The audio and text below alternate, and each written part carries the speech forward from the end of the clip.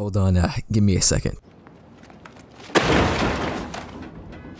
Why is there so many superhero shows, and why is it always the CW, and why except a few of them all Control C and then Control V each other? And why does Jonathan Kent fucking run like that? One school night, 15 hours later, and a whole lot of questions, and I watched Superman and Lois like 25 minutes ago. I have no idea how these YouTubers make videos on shows. Like, do they take notes while watching it, or they write a script midway through the process? Maybe I should let the show resonate with me before I start this video.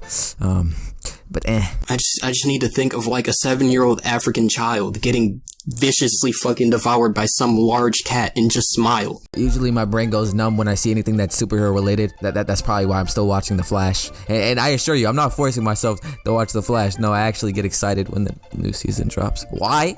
Nigga, why you asking so many questions? Okay, I'm getting off topic. Where was I? Oh yeah, Superman. You think of superhero, you think of Superman. Justice, freedom, truth, anything that sounds nice, that is what Superman is. Tyler's Superman embodies that he's one of the few superheroes who acts solely out of his love for humanity, not some other dark motive. He's easily one of the biggest heroes in fiction. Now, Superman was already introduced in other CW shows such as Supergirl, but now we can flesh out this character and Lois Lane. The opening shots already put Superman and Lois in its own category than other CW shows. It's more cinematic than ever. It's honestly just a new level when it comes to the CW. There are more heartfelt and earnest moments in these few minutes of opening shots than in 8 seasons of The Flash. And in one scene, the show easily becomes one of my favorite Superman adaptations.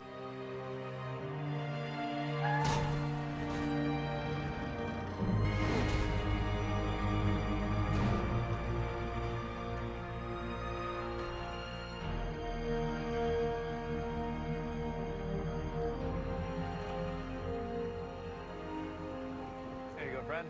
Thanks. Cool costume. Thanks. My mom made it for me.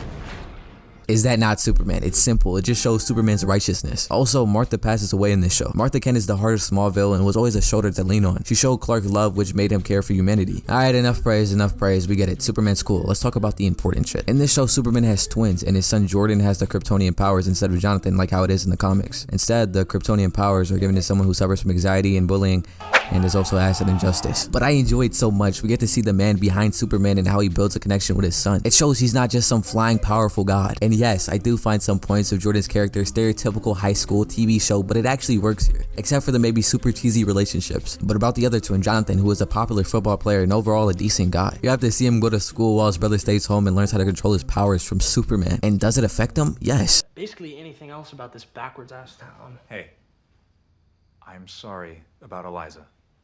It's not about that, Dad. I want to move back. I lost all my friends. I'm probably never going to play football again. And now what? You just expect me to drop my life for everyone else's? Look, I know. A lot has changed, but I promise you, it's all gonna work out. You don't know that. I get it. There was a time in my life when I felt just like you. Yeah, oh, I'm sure. When was that? When you were, I don't know, lifting an oil tanker or maybe flying laps around Saturn? Jonathan. No, Dad. I'm not like you, and I'm not like Superboy over there, okay? In this town, it is my kryptonite. I hate it. But it's how he handles it by just being there for his twin. And this really defies Jonathan. Even though I'm still curious on why he walks like that, or why does he make those faces. I love Jonathan. The Stranger, better known as Steel in the comics, is an engineer from a different Earth. His Superman in his universe was turned, and with that his Earth was destroyed by Kryptonians, and he lost his wife and was separated from his daughter. In the beginning of the show, he's portrayed as the villain, but we slowly realize his motives and why he's fixated on stopping Superman. Superman murdered his wife, and now he's on another world, and now he believes he has to kill Superman before what happens on his Earth repeats itself. Well, not until he sees the man behind the red cape and red boots. Clark Kent, a father, a husband, a friend. Then he realizes that this Superman is different. Also, fun fact, did you know there was a Steel movie back in the 90s and it was played by Shaq? So technically Shaq was in a Superman movie, and not just in a Superman movie, he was the main character. This man really do it all. It's hammer time. Of course, Clark Kent wouldn't be Clark Kent without Lois Lane. Lois Lane is someone who is always trying to do the right thing, someone not easily impressed, always looking out for the little guy, even while dealing with her own trauma. Lois Lane fell in love with Clark Kent, not Superman. In fact, she thought Superman was someone really flashy while the real problems went on behind the scenes. Clark Kent helped Lois Lane solve these problems that were going unnoticed, and Lois Lane falls for that guy. She questions power. By the way, they were trying to stop this flamethrower dude who was a neo-Nazi. He was super entitled to his surroundings, who considered himself to be the hero of the story. And even though the real hero tries to protect the less and vulnerable and doesn't put himself above the ones he protects. Clark Kent, Lois Lane, and their family are the heart of the show. Morgan Edge, also a child from Krypton who was sent to Earth, but instead of finding love, he landed in the UK. I completely understand why he hates humans. He landed in Britain. He was there for so long he even got an accent.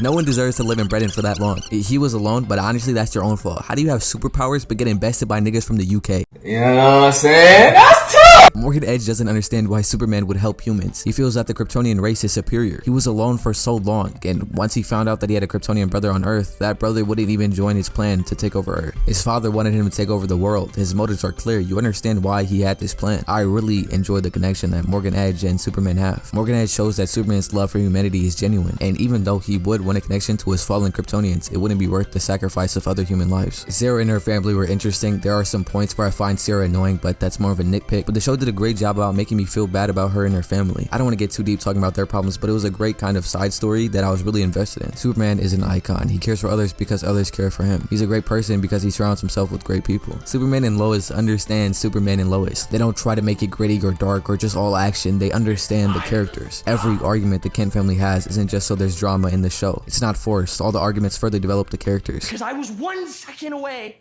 from being dead. And Mom couldn't do anything. And you almost didn't even make it in time. Jonathan, look at me. Look at me. I let you come with me because I trusted you. I trusted that you were responsible enough to know what's at stake, to know how dangerous this all is. So now you don't trust me? Okay, let's calm down. You knew there was a risk. I know you did, and yet you went in anyway, alone, behind my back. But to find weapons? You almost died. Not because you were unarmed, because you were reckless and stupid. And if you had died, the only person that would have been to blame is yourself. Get out of my face! They reinvented Superman for me in live action. Besides Christopher Reeve, this really is the best live action Superman we have seen in decades. From them ripping scenes from comic books or showing what it's like to be the wife or son of the greatest hero known to Earth, it all ties together amazingly. And I'm curious and excited to see season 2 with the introduction of John's daughter. Anyways, I'm Briel. Let's keep it at that. And if you made it this far into the video, comment cookie. I don't know. Goodbye.